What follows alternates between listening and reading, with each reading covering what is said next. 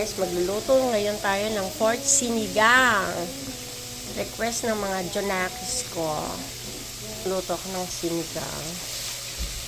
Ay, ginigisa ko pa talaga yung baboy para walang lansa. Nilalagay ko na sibuyas. Yan yung ko talaga ng pagsisigang.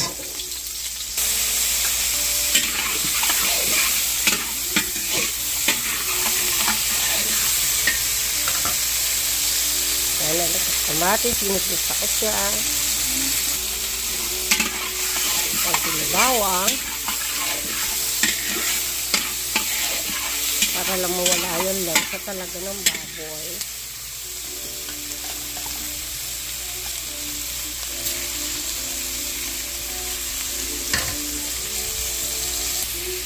And sinasangkot siya pa talaga yung baboy, guys, para walang lansa, diba?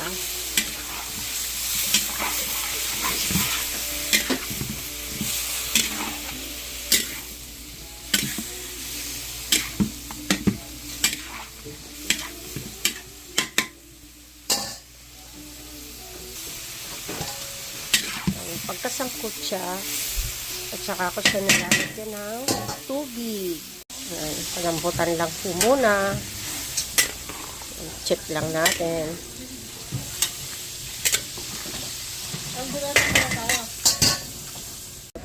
Okay. Guys, eto na, malambot na yung baboy. Pinalambutan namin ng 10 oras. Kaya, lagay muna natin ang labanos. Ang paborito kong labanos. Sana kulay labanos ako. Ito na. Tapos lagay na rin natin ang okra. Sa mga okrahistang katulad nila. Ano na rin ako. Nagagaya na rin ako sa pang-okray. Ayan guys. Ayan. Halo. Taga sa lumambot siya. Lagay na rin ng sitaw. Napakaraming gulay niyan. Bawal ang tipid sa pagluluto. Para masarap talaga. As in. Kasi hindi po kami nagbe-veggie. Or magic sarap.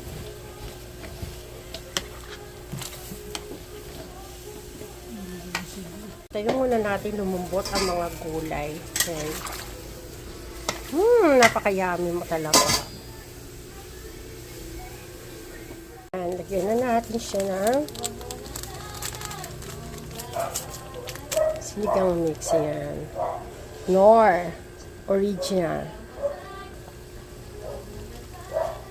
And guys, lagyan na natin ng pang-asim. Sa pang-asim, alam niyo naman, buhat pa nun, ang ginagamit natin ay Knorr sinigang. Yan.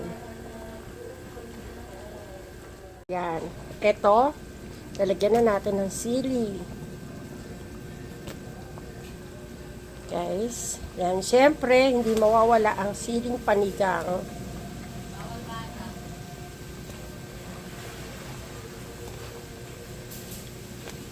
O, ilalagay ang kangkong. Yan. Last na nilalagay natin, siyempre, kangkong, diba, guys? Napakayami, oh. Ayan talaga hindi namin tinipid yung kangkong. Talagang dumiretso kami sa kangkungan. Yeah!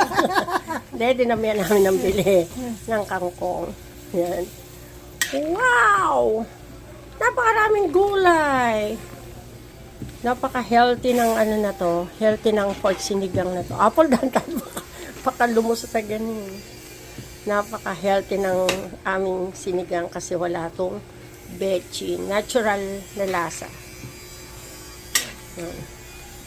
Okay, kain na na! Babaunin din namin ito ngayon. So, yun yung mga request ng anak ko. Request. Okay guys. Masarap na po ito.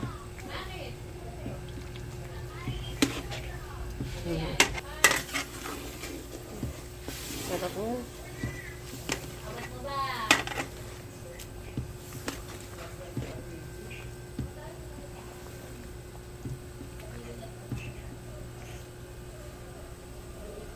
Yan, napakasarap ng sinigang, oh.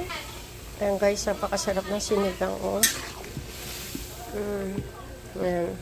Napakadami ng gulay. Actually, napakadaming gulay nito, tapos isang kilong baboy lang talaga yung sinigang ko.